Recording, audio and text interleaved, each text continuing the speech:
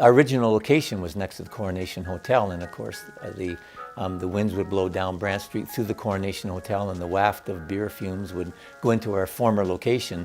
And Dad and Mom made the very poignant decision that it was time to move to maybe a different location.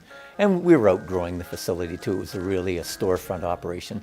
So they moved up Brant Street to what was then in 1942 the outskirts of town, and that was a major decision. But at least we would be on the same street, so people would be able to find us downtown in the core.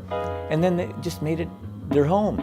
And we've added on to it over the years, 1952, 1977, in the 80s, in the 90s, we've just kept renovating and making additions to try and move with the times, and also to be able to respond to people's changing needs. Example, for maybe smaller, more intimate settings for after-service receptions, still keeping the home-like atmosphere, but expanding so we could expand the needs and serve the needs of those people that wanted.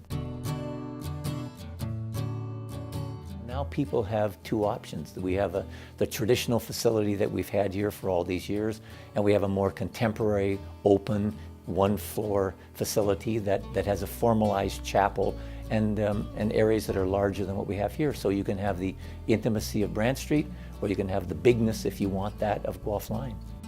It costs us to be a green, caring funeral home, and we know that, but we were the first in Canada. Somebody has to stand up and make a decision. In the future, it won't.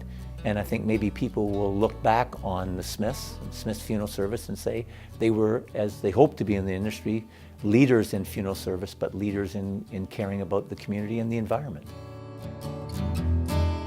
Having lived here and gone downstairs when the horse and buggy brought the milk to the front door and bringing the bottle of milk upstairs, and that's what it was like growing up here at the funeral home, to the point now where we've got motorcycles and cars and traffic going up and down the street, some 50,000 a day or more, whatever.